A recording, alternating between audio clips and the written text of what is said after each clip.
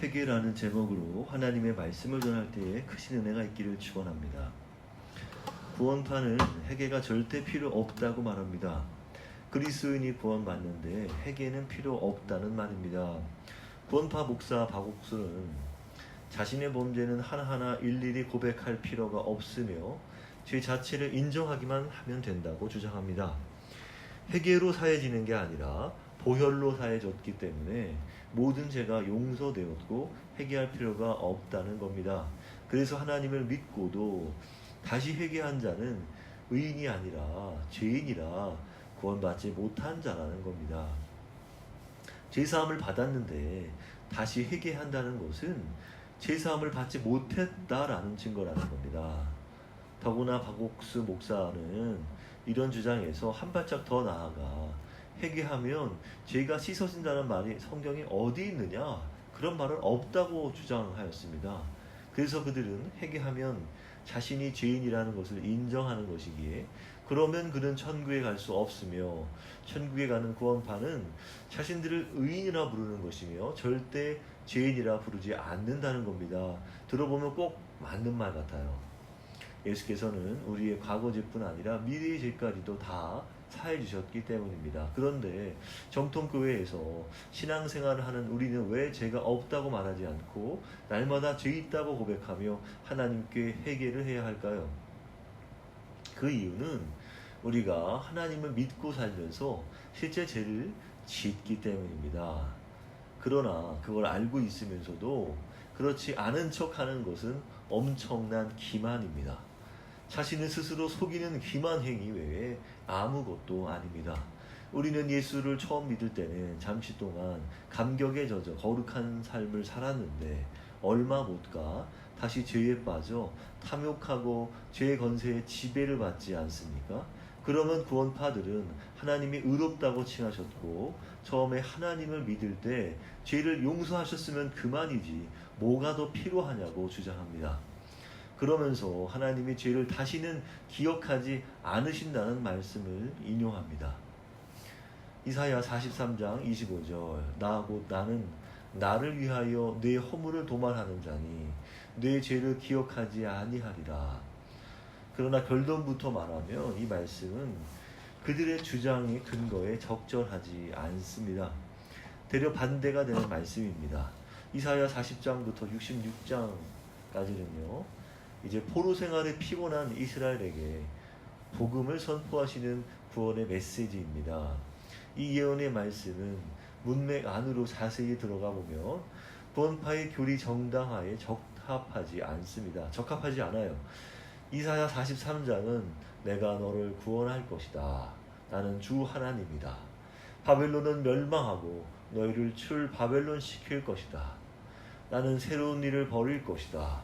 그러나 너희는 내게 늘 배은망덕하였었다. 그런 얘기입니다. 특히 이 본문이 들어있는 단락 이사야 43장 22절부터 28절까지는 배은망덕한 이스라엘의 죄에 대해 지적하십니다. 하나님께서는 이스라엘 전체 역사를 통틀어 말씀하십니다. 너희들이 나를 부르지도 않았고 번제물도 가져오지 않았으며 제사로 나를 공경하지 않았다고 말씀합니다. 그러나 나는 약속대로 늘 너희 죄를 기억하지 않을 것이라는 은혜의 말씀입니다. 그것은 계획하신 대로 그들이 하나님의 선민으로서 나라 잃은 서름에 타국에서 포로 생활이라는 하나님의 형벌의 죄값을 받았기 때문에 그들을 불쌍히 여겨서 죄를 기억하지 아니하신다는 겁니다. 어디까지나 하나님은 하나님 자신을 위하여 죄를 기억하지 않으실 거라는 얘기입니다. 하나님의 이름과 위엄과 영광을 되찾기 위해 기억하지 않으실 것이라는 말씀입니다. 그러나 하나님께서 당신의 분노를 다 그들에게 쏟아내셨기 때문에 그들을 이제는 죄를 기억하지 않으신다는 것이 아니고 이스라엘이 그 기간만큼 충분히 회개하였기에 죄를 기억하지 않으신다는 얘기는 결코 아닌 것입니다. 하나님은 피곤해하십니다. 이들의 죄에 대해서 너무도 피곤해하십니다. 그러면서 되려 너희들이 여태 나에게 어떻게 대했는지 26절부터 따지십니다. 하나님께서는 너희 죄를 기억하지 않으실 것이라면서 왜 너희들이 나에게 의롭게 행동했다는 것을 기억나게 해봐라.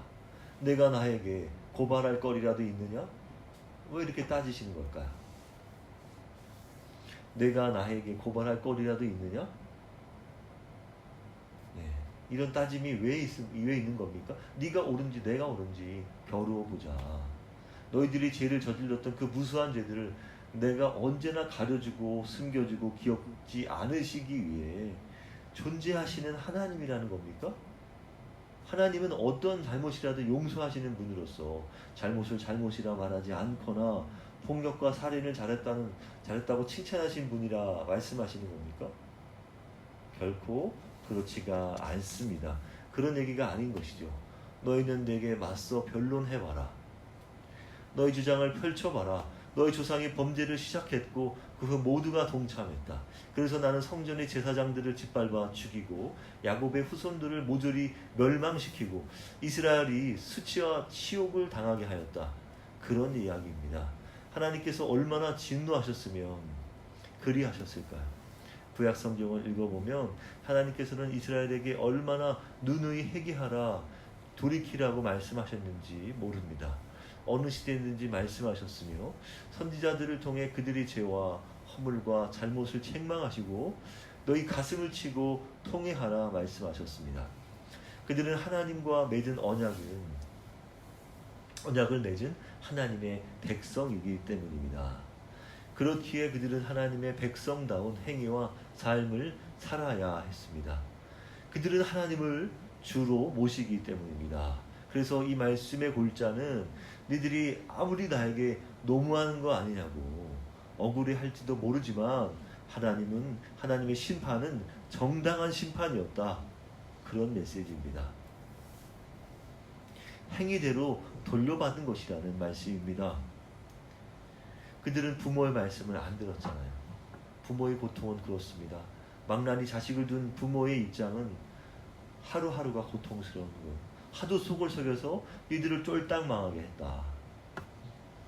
내가 회개하라고 했잖아. 그런데도 말 안 들었잖아. 그러니 니들을 쫄딱 망하게 할 수밖에 없다. 그런 말씀입니다. 하나님의 백성이라면서도 하나님께 회개하지 않은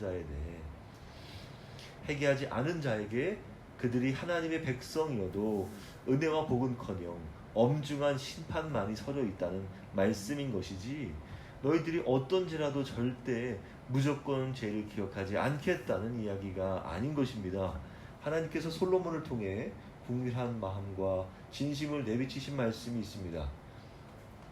역대하 7장 14절 내 이름으로 일컫는 내 백성이 그들의 악한 길에서 떠나 스스로 낮추고 기도하여 내 얼굴을 찾으면 내가 하늘에서 듣고 그들의 죄를 사하고 그들의 땅을 고칠지라. 내 백성이라도 회개하면 내가 듣고 죄를 사하고 심판하셨던 그 땅을 고친다고 하시는 겁니다. 성경은 회개를 어떻게 하라고 합니까? 회개는 두루뭉술한 게 아닙니다. 단지 생각을 바꾸는 정도를 말하는 것도 아닙니다. 회개는 헬라어로 마음을 바꾸다, 후회하다는 뜻을 갖고 있습니다. 이중적인 돌아섬을 말하는 것입니다. 첫째는 세상과 우상과 죄로부터 돌아섬을 말합니다. 둘째는 돌아서더라도 엉뚱한 데로 돌아서는 게 아니라 하나님께로 돌아서는 것을 말합니다. 회개는 아주 구체적이고 직접적입니다. 그 죄를 다시는 짓지 않겠다는 내 의지의 결단이 아니라 하나님의 뜻을 따르겠다는 하나님과의 약속인 것입니다. 회개는 전심으로 하나님께 통회하는 겁니다. 요엘 선지자는 이렇게 선포했습니다. 요엘 2장 12, 13절 여호와의 말씀에 너희는 이제라도 금식하고 울며 애통하고 마음을 다하여 내게로 돌아오라 하셨나니 너희는 옷을 찢지 말고 마음을 찢고 너희 하나님 여호와께로 돌아올지어다. 그는 은혜로우시며 자비로우시며 노하기를 더디하시며 인애가 크시사 뜻을 돌이켜 재앙을 내리지 아니하시나니. 그렇기에 참된 회개는요, 죄악을 소름 끼치도록 괴로워하고 애통해하며 아주 미워하고 싫어하는 것이며 돌이켜 마음과 영을 새롭게 하는 것입니다. 악한 길에서 떠나는 것이며 악행을 멈추는 것이며 죄를 버리고 하나님께 대한 신뢰를 새롭게 하는 것입니다. 에스겔 18장 31, 32절 너희는 너희가 범한 모든 죄악을 버리고 마음과 영을 새롭게 할지어다. 이스라엘 족속아 너희가 어찌하여 죽고자 하느냐. 주 여호와의 말씀이니라. 죽을 자가 죽는 것도 내가 기뻐하지 아니하노니 너희는 스스로 돌이키고 살지니라. 그렇기에 해결한 죄와 놀아났던 나를 버리고 삶 전체가 하나님을 향하여 방향을 트는 것입니다. 그렇기에 죄의 대가를 두려워하지 않는 것입니다. 징계를 달게 받는 것입니다. 회개는 그래서요 급진적이고 과격한 것입니다. 회개는 우리 일생 동안 진행되는 것입니다. 그리스도인, 제자, 신자, 성도의 일생은 평생을 회개하는 일생이어야 하는 것입니다. 그리고 성경에는요 하나님이 죄를 기억지 아니하신다는 말씀만 있는 게 아닙니다. 예수 믿는 그리스도인이라 하더라도 죄 없다 하면 스스로를 속이는 짓이며 진리가 아니라 말씀합니다. 요한일서 1장 6절로 10절 만일 우리가 하나님과 사귐이 있다 하고 어둠에 행하면 거짓말을 하고 진리를 행하지 아니함이거니와 그가 빛 가운데 계신 것 같이 우리도 빛 가운데 행하면 우리가 서로 사귐이 있고 그 아들 예수의 피가 우리를 모든 죄에서 깨끗하게 하실 것이요 만일 우리가 죄 없다고 말하면 스스로 속이고 또 진리가 우리 속에 있지 아니할 것이요 만일 우리가 우리 죄를 자백하면 그는 미쁘시고 의로우사 우리 죄를 사하시며 우리를 모든 불의에서 깨끗하게 하실 것이요 만일 우리가 범죄하지 아니하였다 하면 하나님을 거짓말하는 자로 만드는 것이니 또한 그의 말씀이 우리 속에 있지 아니하니라. 여기서 사도 요한은 하나님과의 사귐을 막는 세 가지 태도를 다루고 있습니다. 첫째 6절 만일 우리가 하나님과 사귐이 있다고 말하면서 어둠 속에서 행하면 그 사람은 거짓말을 하고 있는 자입니다. 하나님과 대립하는 방식으로 살면서 사귐이 있다고 말하는 것은 진리를 따라 살지 않는다는 것을 반증할 뿐입니다. 하나님이 빛이심으로 어둠이 아닌 빛 가운데 행하는 것은 하나님 뜻대로 사는 삶이기에 당연히 하나님과 사귐이 있다고 말할 수 있는 것입니다. 그런 사람은 예수의 피가 모든 죄에서 깨끗하게 하신다고 말씀하는 것입니다. 그렇게 하나님과 사귀고자 한다면 빛 가운데 거해야 하는 것입니다. 빛에 거하는 삶은 죄짓지 않고 깨끗이 사는 삶입니다. 요한일서 1장 7절 9절 우리를 모든 죄에서 깨끗하게 하실 것이요 우리를 모든 불의에서 깨끗하게 하실 것이요 여기서 깨끗하게 하신다는 이 문장의 시제는요 진행형입니다. 깨끗하게 하시는 것은 한 번 한 차례 일어나는 게 아니잖아요. 매일매일 일어나는 것임을 말씀하고 있잖아요. 본문이요. 그러니까 보세요. 깨끗하게 하실 것이요 이 말만 보면은 그냥 미리형인데 모든 죄에서 깨끗하게 하신다 이렇게 말씀하신 것을 보면 과거에도 우리가 죄를 지었고 현재에도 우리가 죄를 짓고 있고 미래에도 죄를 지을 게 뻔한데 근데 그것을 다 용서하신다는 것은 하고 계신다는 거잖아요. 과거에도 용서하셨고 현재에도 용서하시고 있고 미래에도 용서하실 것이다. 깨끗하게 하실 것이다. 라는 말씀을 보아서 과거, 현재, 미래를 다 포함하는 말씀이라는 것을 알 수 있습니다. 그래서 우리는 이 말씀이 한 차례 일어나는 게 아니라는 말씀을 이 본문이 말하고 있는 것을 알 수 있습니다. 그러니까 구원파 얘기가 정반대라는 것을 알 수 있겠죠? 그렇기에 요한은 믿는 자들이 죄 없는 완전함을 얻는다고 말하는 게 아니다라는 것입니다. 요한은 그렇게 말하지 않아요. 사도 요한은 그런 건 존재하지 않는다. 어떤 인간도 죄 없는 완전함이란 존재하지 않는다고 말하는 것입니다. 왜? 우리가 매일 회개할 것이고 또 하나님께서는 늘 우리를 모든 죄에서 깨끗하게 하실 것이니까 말이죠. 그래서 또 이어가 보겠습니다. 둘째 8절 우리가 죄 없다고 말한다면 그는 스스로를 속이는 자라 말씀합니다. 우리는 아담의 원죄가 있잖아요. 원죄가 있기 때문에 죄 없다고 말할 수 없는 거예요. 그 원죄가 있고 그 원죄를 통해서 우리에게 자범죄를 일으키게 하는 것이죠. 예. 그래서 부패한 인간의 본성 때문에 우리는 죄를 안 질 수가 없는 거예요. 예. 죄를 짓게 됩니다. 예수를 믿어도 죄를 짓게 돼요. 언제나 그렇고 더 그 죄의 건세가 우리를 합리화하게 합니다. 예. 죄의 본성이 우리를 부패했기 때문에 합리화하려고 해요. 죄 안 졌다고 생각합니다. 예. 죄가 없다고 생각해요. 그러니까 이걸 뭘 말하나? 죄 건세를 말하는 거예요. 사실은 뻔뻔하게도 죄의 존재와 죄 건세를 둘 다 부인하는 것과 다를 바 없는 말입니다. 죄 없다고 말한다는 것은 자신애가 죄가 없다고 부인하는 자는 예수께서 그들의 죄를 위해서 죽으셨다는 그 진리를 부인하는 자라는 것입니다. 하나님이 죄 없다 부인하는 자와 죄 자백하는 자를 똑같이 대우하신다면 하나님이 공평하신 분입니까? 아니잖아요. 불의하신 분이죠. 그렇게 오히려 하나님의 그 지속적인, 하나님께 우리가 지속적으로 죄를 고백한다? 그 죄의 고백은 정말 예수 믿는 자의 구원의 표시예요. 참된 그리스도인의 행인 거예요. 왜? 우리가 끊임없이 하나님께 나아가기 때문에 우리는 그 성령의 깨달음을 통해서, 양심의 가책을 통해서 죄를 인식하게 되는 것입니다. 자신의 죄를 언제나 회개한다는 것은 그래서 영의 양심이 살아있다는 증거고요. 성령의 통치를 받고 있다는 증거고요. 죽은 믿음이 아닌 산 믿음으로써 자신을 늘 하나님 앞에 깨끗하게 하려는 몸부림이라는 것을 알 수 있습니다. 다시 말해서 예수를 믿지 않는 사람은 제 본성과 자신이 하나가 되어 있기 때문에 자신의 마음과 행위가 하나님께 죄라는 것을 인식할 수 없는 것입니다. 셋째, 우리가 범죄하지 아니하였다 하면 자신의 죄인됨을 부정하고 자신이 하나님께 무죄하다고 여기는 것이므로 그건 하나님을 거짓말쟁이로 만드는 짓입니다. 그렇죠? 우리는 범죄해요. 아까도 뭐 죄 없다, 그것도 하나님이 부인하는 행위지만 범죄하지 아니하다 이 말 자체도 우리의 죄인됨을 부정하는 것이잖아요. 자신이 하나님께 무죄하다고 여기는 것이기 때문에 그건 하나님을 거짓말쟁이로 만드는 짓이에요. 그 자체로 하나님의 말씀이 그 속에 없다는 사실을 증명할 뿐입니다. 죄를 부인한다는 것은 진정으로 거듭난 자가 아니라는 사실을 의미하는 거예요. 그건 죄 건설을 몰라서 하는 말이에요. 예수를 믿으며 그런 말을 못하는 것입니다. 그래서 죄를 인식한다? 그것은 예수를 믿는다는 증거입니다. 정반대예요. 그 구원파이들은 죄를 인식해? 죄 있다고 말해? 그러면 예수 안 믿는 거다. 그 사람은 구원받지 못했다는 거다. 그 사람은 제사함 받지 못했기 때문에 구원받은 게 아니고 따라서 예수를 믿는 게 아니라는 논리가 가잖아요. 말도 안 되는 논리죠.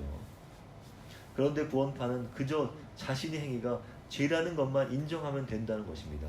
이 말이 되는 말입니까? 죄라는 것만 인정한다면 된다는 것이라뇨. 죄가 뭐에 대한 죄인데? 하나님께 대한 죄인데. 죄가 인정이 되면 당연히 해결을 하는 게 당연한 절차죠. 죄를 인식했으니까. 근데 죄라는 것만 인정하면 된다는 것이 앞뒤가 되는 말입니까? 절대 안 됩니다. 근데 성경에는 핵이란 말이 몇 번 나옵니까? 박옥수는 핵이란 말이 성경에 없다고 말했어요. 근데요, 성경에 무려 56회나 나옵니다. 예수를 믿고 있거나 안 믿고 있거나 모두 회개하라, 회개해야 한다는 그런 말씀들이 많아요. 그럼 회개란 단어만이 또 핵이라고 말하는 것이고 다른 단어는 핵의 의미를 담지 못합니까? 또 그것도 아니죠. 자복하다, 통회하다, 돌이키라, 누이치라, 씻으라 이런 말씀들이 다 모두 같은 뜻의 말씀입니다. 다 같이 회개라는 의미예요. 굳이 회개라는 단어가 없어도 문맥상 회개를 촉구하는 말씀들이 얼마나 많은지 몰라요. 더구나 욥, 다윗, 베드로, 바울 다 하나님 믿는 사람들이었잖아요. 예수 믿는 사람들이었잖아요. 물론 욥이나 다윗은 예수를 몰랐지만 하나님을 믿고 있어도 회개한 사람들은 많아요. 물론 구원파가 보기에는 정통 교회의 가르침이 사람이 회개하지 않으면 당장 구원이 취소되니까 그렇게 회개를 그렇게 강조하는 게 아니겠느냐, 그렇게 보고 있어요. 그건 잘못 본 겁니다. 그건 그들의 논리지 성경은 그렇게 가르치지 않아요. 회개하지 않는다고 해서 당장 구원이 취소되는 거 아니에요. 그럴 일은 없어요. 많은 죄를 지었다고 해서 구원이 취소된다? 아닙니다. 회개 안 하는 기간이 길다고 해서 구원 취소됐다? 아니에요. 그런 게 구원의 취소 여부가 결정되는 게 아닌 것이에요. 우리가 그걸 어떻게 합니까? 구원의 여부는 하나님과의 관계에 있는 거예요. 관계가 결정하는 겁니다. 우리 관계를 그럼 또 하나님과 더 친해져야지고 친밀해지는 게 우리 마땅한 신앙인의 본분이죠. 요한일서의 논리로 따지면 하나님과 사귐이 없는 사람은 결국은 구원받지 못한 사람이라고 말하는 것과 다름이 없어요. 왜? 하나님과 사귐이 없는 사람은 죄 짓는 사람이고요. 그리고 회개하지 않는 사람이라는 겁니다. 그리고 하나님 뜻대로 안 사는 사람이고 행함이 없는 사람이라는 것을 말씀하고 있습니다. 다윗은요, 예를 들어보겠습니다. 다윗 하나 얘기할게요. 다윗은 소년이면서도 골리앗을 물리칠 정도로 하나님 신앙에 투철하였고 용맹하였으며 겸손하여 하나님께 사도행전 13장 22절 내 마음에 맞는 사람이라 이런 칭찬을 받았단 말이에요. 그래서 하나님께 이스라엘 왕으로 선택된 사람이었어요. 그런데 하나님의 은혜로 나라가 안정되었던 어느 날 성욕에 못 이겨서 밧세바와 동침하고 남편 우리아를 전장에 비참히 죽게 하였어요. 그러자 선지자 나단이 찾아왔습니다. 그래서 하나님의 징벌과 심판을 선포했단 말이에요. 그러자 다윗은 그 자리에서 사무엘하 12장 13절 내가 여호와께 죄를 범하였노라 이렇게 상한 심령으로 하나님께 통회하며 회개하였단 말이죠. 시편 51편 표지가 있는데요. 표지가 이제 제목이잖아요. 거기에 이 사건에 대한 다윗의 회개시가 기록되어 있습니다. 시편 51편 1절로 17절. 그러니까 시편 51편은 표지로 봐서 다 다윗이 이런 사건을 일으키고 난 시라는 것을 알 수 있습니다.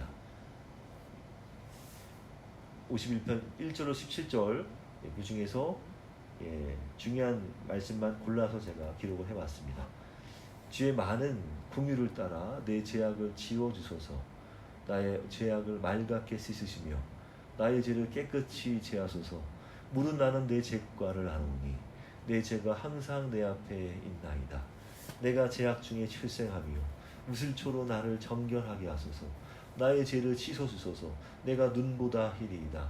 주의 얼굴을 내 죄에서 돌이키시고 내 모든 죄악을 지워주소서. 하나님이여 내 속에 정한 마음을 창조하시고 내 안에 정직한 영을 새롭게 하소서. 나를 주 앞에서 쫓아내지 마시며 주의 성령을 내게서 거두지 마소서. 하나님께서 구하시는 제사는 상한 심령이라. 하나님이여 상하고 통회하는 마음을 주께서 멸시하지 아니하시리이다. 그가 회개하지 아니하였더라면 그는 마땅히 하나님께 죽임을 당했을 것입니다. 그러나 그는 회개했고 하나님은 바로 용서해 주셨습니다. 사마 12장 13절 여호와께서 당신의 죄를 사하셨나니 당신이 죽지 아니하려니와. 이 말씀을 보면은 당신이 죽지 않겠다 회개했으니 하나님께서 당신의 죄를 사해 주셨고 그래서 당신은 죽지 않을 것이다라는 말씀을 바로 하잖아요. 회개를 안 했으면 바로 죽었겠다는 것을 알 수 있겠죠. 죄를 지으면 바로 회개하는 이유를 다윗의 회개를 통해서 우리는 알 수 있습니다. 하나님은 그의 죄를 용서하셨지만 그러나 끝난 건가요? 아니죠. 죄에 대한 결과를 없던 일처럼 하지는 않으셨어요.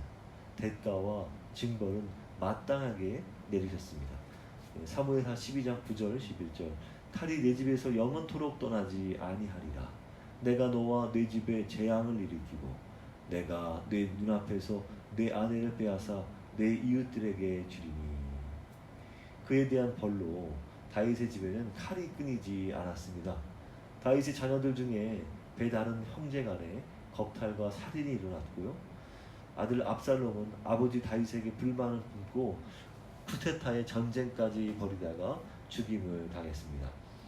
그리하여 말년에 다윗은요 아리따운 처녀를 후궁으로 얻었음에도 그와 잠자리를 하지 아니하였습니다. 왜 그랬겠습니까?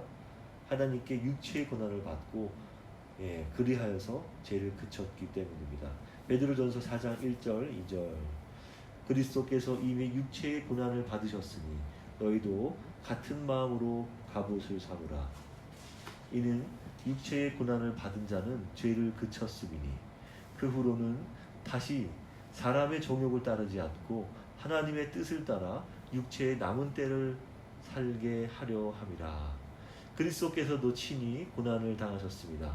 자신의 죄로 인한 것은 아니었어도 우리의 죄 때문에 고난 받으셨습니다. 우리 죄를 다 뒤집어 쓰고 죄인 되사 죄인이 받아야 할 고난과 시련과 죽음을 다 받으셨습니다. 우리도 같은 마음으로 무장해야 합니다. 육체의 고난을 받은 자는 죄를 그치게 됩니다. 첫째, 그리스도의 대속적 죽음의 용서와 자유로 죄를 그치고, 둘째, 그와 함께 우리가 그의 몸과 연합된 삶을 살게 되었기에 죄에 죽고 의에 살기에 더 이상 죄를 그치며, 셋째, 하나님께로부터 죄의 벌로 고난을 받았기 때문에 죄의 대가를 깨닫고 죄를 그치게 되는 겁니다. 그 후로는 육체의 남은 때를 다시는 정욕을 따르지 않고 하나님의 뜻을 따라 살게 되는 것입니다. 더구나 하나님의 백성이 죄를 지으며 하나님이 벌하셨듯이 하나님의 자녀된 우리도 죄를 지으면 하나님은 징계하십니다. 부모처럼 우리에게 사랑의 매를 드세요. 시련을 주어서 하나님께 복종케 하십니다. 히브리서 12장 4절로 11절, 너희가 죄와 싸우되 아직 피 흘리기까지는 대항하지 아니하고 또 아들들에게 권하는 것 같이 너희에게 권면하신 말씀도 잊었도다. 일러스되 내 아들아, 주의 징계하심을 경히 여기지 말며 그에게 꾸지람을 받을 때 낙심하지 말라. 주께서 그 사랑하시는 자를 징계하시고 그가 받아들이시는 아들마다 채찍질하심이라 하였으니 너희가 참음은 징계를 받기 위함이라. 하나님이 아들과 같이 너희를 대우하시나니 어찌 아버지가 징계하지 않는 아들이 있으리요. 징계는 다 받는 것이거늘 너희에게 없으면 사생자여 친아들이 아니니라. 또 우리 육신의 아버지가 우리를 징계하여도 공경하였거든 하물며 모든 영의 아버지께 더욱 복종하며 살려 하지 않겠느냐. 그들은 잠시 자기 뜻대로 우리를 징계하였거니와 오직 하나님은 우리의 유익을 위하여 그의 거룩하심에 참여하게 하시느니라. 무릇 징계가 당시에는 즐거워 보이지 않고 슬퍼 보이나 후에 그로 말미암아 연단 받은 자들은 의와 평강의 열매를 얻느니라. 우리의 삶이란 평생을 죄에 맞서 싸우는 것입니다. 그런데 죄에 싸우면서 아직 피 흘리며 죽는 데까지는 싸워보지 않았습니다. 우리는 하나님께서 우리를 자녀로 대하시면서 내리는 권고를 잊었습니다. 하나님께서는 우리를 징계하십니다. 그렇게 우리가 징계를 받을 때는 하찮게 여기지도 말고 너무 무겁게 여겨 낙심치도 말아야 합니다. 주는 사랑하시는 자녀를 훈육하시고 아들로 인정하는 자마다 채찍질하시기 때문입니다. 그 징계를 우리가 인내로서 견뎌내야 하는 이유는 그것이 훈육이기 때문입니다. 하나님은 우리를 자녀로 대하십니다. 아버지가 혼내지 않는 아들이 어디 있단 말입니까? 자녀면 누구나 징계를 받는 것입니다. 그렇지 않으면 우리는 사생아지 자녀가 아닙니다. 육신의 아버지가 우리를 징계하여도 우리가 공경하였거든 영적 아버지께는 더욱 복종하며 살아야 하지 않겠습니까? 육신의 아버지는 우리를 자기들 생각으로 잠깐 훈육하였지만